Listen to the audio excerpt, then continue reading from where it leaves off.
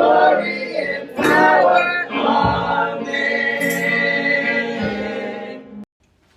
Hello, Phal-Pals. Yes, you're right, Phal-Pals. You're my Phal-Pals already. Welcome to my channel, Orchids for Dummies. No, I don't mean it in a derogatory way. And yes, there are many YouTube channels specifically surrounded with orchids. But you know what? I haven't seen that one YouTube channel with someone that's so inexperienced, such as I am, that's making all the wrong mistakes, but also learning in the process. I believe in a saying my grandmother used to teach me, each one teach one. Meaning, if I learned something about a phalaenopsis orchid, I want to be that person to teach someone else. I'm in this Facebook group for orchids. And I've learned so much about phalaenopsis orchids. I've learned so much about myself. And I've learned so much about just being creative with the phalaenopsis. You know what? No one has a YouTube channel that is as inexperienced as I am, that's learning this thing as I go, that's able to share my first time experiences with you guys as I go. And you know what? It's for all of my friends and family members that will not do the quote unquote orchid talk with me. No one wants to talk orchid. No one wants to hear how I'm progressing with the phalaenopsis orchid. You're talking to someone that definitely doesn't have a green thumb, but has the complete opposite of a green thumb, a brown thumb. Hey, yes, darling, somebody that can kill a plant like no other. So with that being said, I have other plants that I'm starting to make progression with, but it all came from me purchasing my first phalaenopsis orchid for my mom on Mother's Day. Since Mother's Day, I've purchased a total of 11 orchids. I've given 3 away. I've made several mistakes, but I think I'm on a good track right now. So in this video, we're going to do a repotting of a phalaenopsis orchid that myself will do. And yes, you've seen some videos of people doing repottings of phalaenopsis orchid, but I think I do mine just a little bit different. I have a little bit different interpretation of what needs to be done to this phalaenopsis orchid as we repot it. And with that being said, it's all about prevention. With phalaenopsis orchids, you will get sometimes those fungus gnats. And baby, if you like me, you not doing no bug. You look, baby, you think I'm lying. I'm over here cooking for my husband. You think I got time for gnats to be flying around my food and stuff? No ma'am, Pam. So it's all about prevention with these orchids. And the first thing that you want to do is prevent those fungus gnats by choosing the right medium for your location. The medium that I use is the premium orchid moss. I use the New Zealand moss, but I also use the, let me show you, the Better Grow orchid grade moss, fine quality moss. And you know what? I haven't been using this moss for too long, but I'm really not a fan of it. I really like the New Zealand moss a lot better. With this, I find a lot of the veiny looking things. I'm thinking that it's, you know what? Hold that thought. I have some that I've already prepared for the repotting of this phalaenopsis orchid. As you can see in this moss that I've let sit and soak, these little things right here, I don't know if these are roots. I don't know what's the tea, baby, but I don't like all of this foolishness. No. So I'm going to show you how to repot it my way. I chose this phalaenopsis not because it had a great root system, not because it had a few area roots, but because I had never seen something so beautiful. And in my orchid group on Facebook, I'm talking about, oh, look at me and my beautiful phalaenopsis. Oh, she's shimmering and she's shining. And they said, baby, that orchid has died. I said, lies. My baby is not died. You guys just don't want to admit the fact that I'm the only one with this beautiful phalaenopsis orchid. So, long story short, honey, look. Because no one is telling you guys this. This right, let me get it right. This right here, let's zoom in. This is where they put the dye into the stem of the plant. And I'm thinking that because they put so much to get it so deep purple, that it also damaged one of the leaves. Let me get it right. You guys know I'm new to this. I was looking at this leaf and I was like, oh, it's so beautiful. But this is some fake, I don't know what the hell, excuse me. I don't know what's going on with this leaf, but. So that's a whole other video that we're going to do about that. So let's get to repotting, guys. Okay, guys. So the first thing that I want to do with my Phalaenopsis orchid is take it out of this medium. I know that it appears to be bark chips, but this is actually that orchid coarse blend. And this is like dirt, baby. You do not want this in your home. It absolutely attracts those fungus gnats. So I'm just gonna shake it up. I did not wet it or anything. I wanna wet it with my own water, okay? Mm-hmm.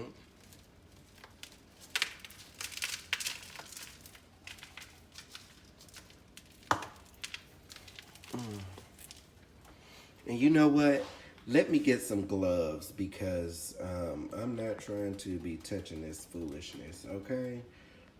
They always say wear gloves. But look, the root system looks wonderful. You can obviously tell that it's been dyed by the roots. That, it shouldn't be there. It should not be there. That is dye that has seeped into the roots, okay? This is this is dye. All right, guys, I'm back, and I just wanted to say this because I forgot. This is you. This is orchids for dummies. When I first got my first Phal and had to do a repot, I was so scared to touch the roots because I'm like, oh, it's roots. Oh my God, it looks so scary. But I assure you, it's okay to touch it. They actually like when you touch their roots. They like it. As you can see, it's still so much bark stuck on it after all this time. And that's because they have these things that come out. You won't be able to see them, but it's like little hairs. And just like a spider can stick to a wall, they use this to attach themselves to the trees or whatever they are surrounded by, rocks, you know. So it's okay to touch them. So now that I've clipped the dead roots, or the roots, normally when I clip dead roots, all of them be gone, but because I know what I'm doing now, it's not so bad. You want to keep the air roots in the air, and the air roots would be the ones up here. This is what you want to go back into the medium, okay? So the first thing that I'm going to do after you wash it is spray it with some hydrogen peroxide, 3%. Mix it. Some people mix theirs with water. I don't bother because after the peroxide does what it has to do, it turns into water anyway, so and it will not harm the plant. As you can see, so much evidence of the dye, that the plant was dyed. And the reason why I'm going to spray it with hydrogen peroxide is to kill any fungus that might be living on it, any bacteria, mealybugs, anything that you don't want in your house. Also, when you're looking for a plant that has been manipulated to be a different color, this is what you're looking for. This is a puncture wound. As you can see, the color is dark right there and then it goes deep.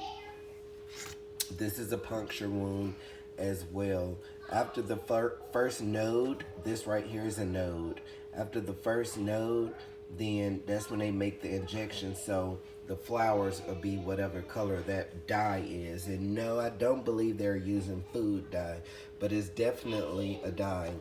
This the clear plastic pot that it came in. Actually, I don't see anything wrong with it.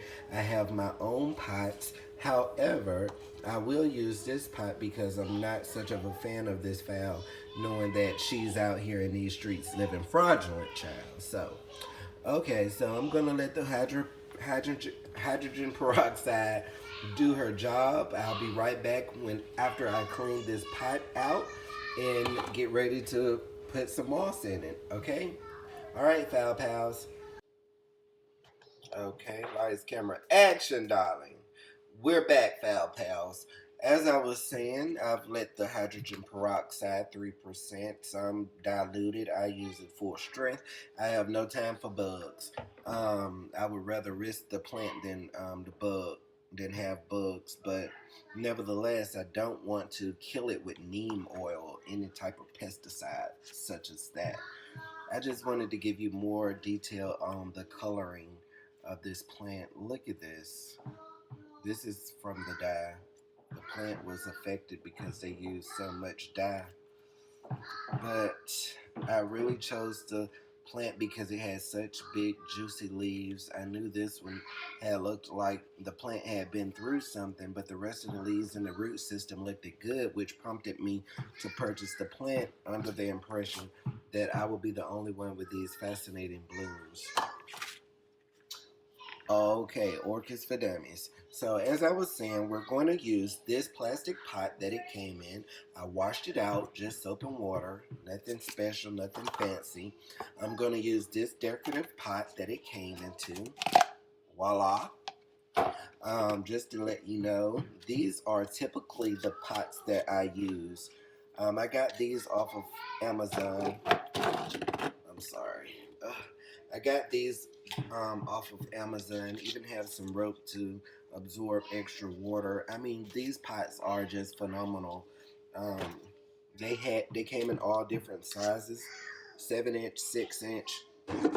They came with these butterfly clips to hide your clips on your plant. So, just wanted to let you know this is what I use now. Alright guys, let's get to repotting. The first thing that I want to do with this moss that has been sitting out for 24 hours is still a little wet. I'm going to squeeze the excess water out of it. That's how much water moss retains. When you're repotting your phalaenopsis, you want to keep it light and fluffy, okay? That's the trick with moss, keeping it light and fluffy. Let's see if I can get you guys a better view, okay? Squeeze out that extra water. Havela, go to your room. That's my daughter and they're making all that noise. Okay, you want to have a good solid foundation. I did not press it down too hard, just lightly fluffed it down. Okay. So, this is the stringy stuff I was telling you about. So the next thing you want to do is anchor the phalaenopsis into the pot. You want to be careful not to disturb the roots. I'm putting it back into this pot hoping that I will not have disturbed it too much. I'm already changing this media. So this is how it's going to sit up. Okay? So after you find out how the setup is going to be, what I do...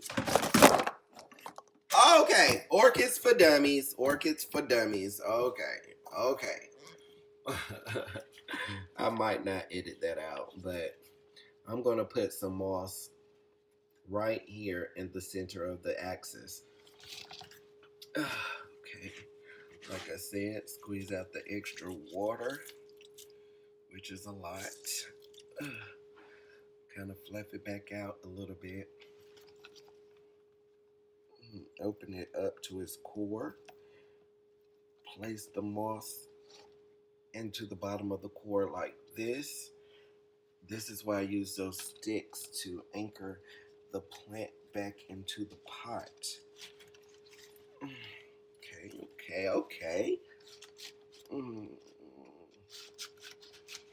Okay. That's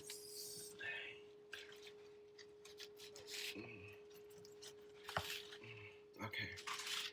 So this is the preview of the setup. All I have to do now is go around and fill it up with moss. Make sure my stakes are nicely planted. And we're just going to fill it up with moss.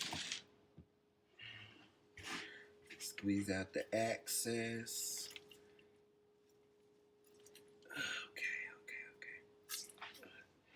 And just lightly place it up under and around. It likes it to be light and fluffy, so if you miss some spots, it's okay. Eventually, after you water so much, the moss will wear itself down. And what I do is whenever I get a new phalaenopsis and I have extra moss left over, instead of drying it back out, what I tend to do is go around and see if I have any plants that's lacking a little bit moss. Okay.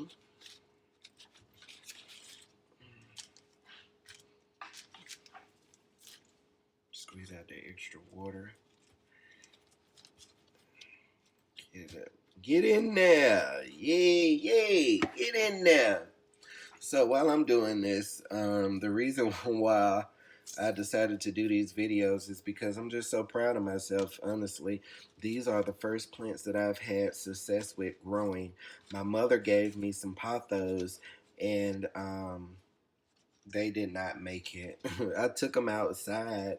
I didn't know the difference between house plants and indoor plants. I'm thinking that all plants live outside and need to have that type of sun, you know?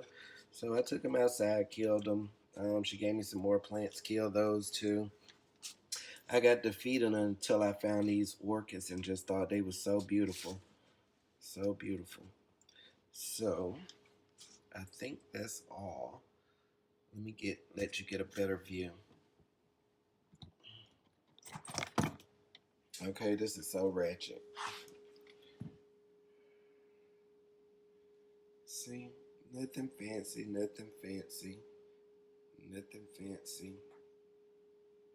There we go. Come on 4K. Come on 4K video, baby. Come on iPhone 10. But it was just as simple. And I will do an update to let you guys know how this plant turned out during the conversion from moss to from bark to moss. Also, as you can see, I got a little water down there. You want to always make sure you never leave water down the axis. This is where your new leaves are going to grow from. This is how the plant regenerates itself and keeps itself alive. So you always make sure you get the water out of there. And you put it in a room that's fully fanned. A lot of air circulating. They don't like dead air. They like nice air between 70, 80 degrees, moving, keeping them nice and happy. The buds are still they're still intact for now. As I said, it's all about prevention. I would rather risk losing these beautiful buds, although they are synthetic. It's an actual plant, but this is synthetic coloring. I would rather lose the coloring for the buds Alright guys, well this is Orchids for Dummies. This is my first video log.